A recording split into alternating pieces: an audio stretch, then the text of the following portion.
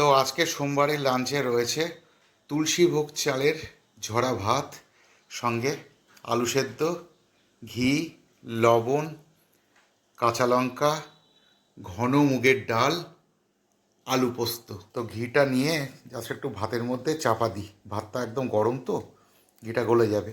আসলে ঘিটা ফ্রিজে ছিল বলে এরকম টাইট হয়ে গেছে। আর আলুগুলো দুরন্ত সেদ্ধ হয়েছে, দুরন্ত সেদ্ধ হয়েছে, একদম পুরো মাখনের মতো সেদ্ধ হয়ে গেছে আলু। তো সুন্দর করে বন্ধুরা ঘি আলু সেদ্ধ দিয়ে ভাতটা মেখে নিলাম।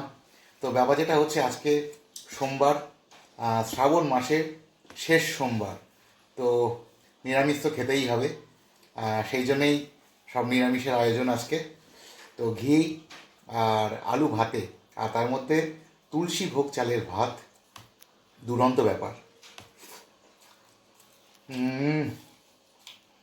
দারুণ বন্ধুরা, একটু কাঁচা লঙ্কা, আহা। যারা এই তুলসীভোগ চালটা এখনও পর্যন্ত খাওনি, তো সবাইকে বলবো যে একটু মার্কেট থেকে তুলসীভোগ এনে এরকমভাবে ঝরা ভাত করে খেতে দারুণ লাগে। মানে এই চালটার না স্বাদও আলাদা আর গন্ধও আলাদা, দারুণ গন্ধ। এবারে নেবো বন্ধুরা একদম ঘন মুগের ডাল। তো দেখতে পাচ্ছ কীরকম ঘন, আশা করি বুঝতে পারছো। তো এর মধ্যে কোনো হলুদ দেয়নি আজকে, একদম সাদা ঘন মুগের ডাল। সুন্দর করে ভাতটা একটু মাখি, খেয়ে দেখি ডালটা কীরকম হয়েছে। বাহ,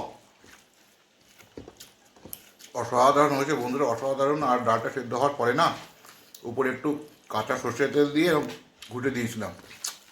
হ্যাঁ, দারুণ ফ্লেভার, দারুণ ফ্লেভার। একটু আলু পোস্ত নেই ডালের সাথে চাট করব। আলু পোস্ত আমার এতটাই প্রিয় যে আমি নর্মাল ভাতের সাথে মেখে খাই।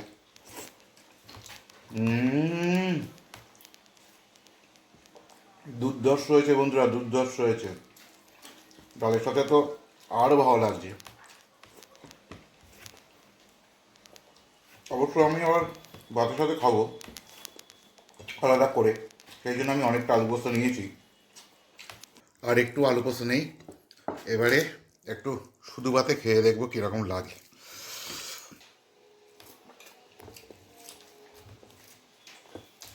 শুধু ভাতে আলু পোস্ত কিন্তু বেশ ভালোই লাগছে, কিন্তু ডাল দিয়ে আরও ভালো লাগছে। মানে শুধু ভাতে খেলে একটু শুকনো শুকনো লাগছে, যেহেতু আমি আগে ডাল দিয়ে খেয়ে ফেলেছি। আর খাতা ডাল নিয়ে নিই, ব্যাস ব্যাস ব্যাস ব্যাস, দারুণ। সুন্দর করে মাখি। আলু পোস্ত একেবারে কম বানাইনি, বেশ অনেকটাই বানিয়েছি। তো হয় রাত্রিবেলা আলু পোস্তর সাথে পরোটা খাবো, নইলে আলু পোস্ত ফ্রিজে রেখে দেবো, কালকে আবার ভাত দিয়ে খাবো, গরম ভাতে ভালোই লাগবে আশা করি। কী বলো বন্ধুরা?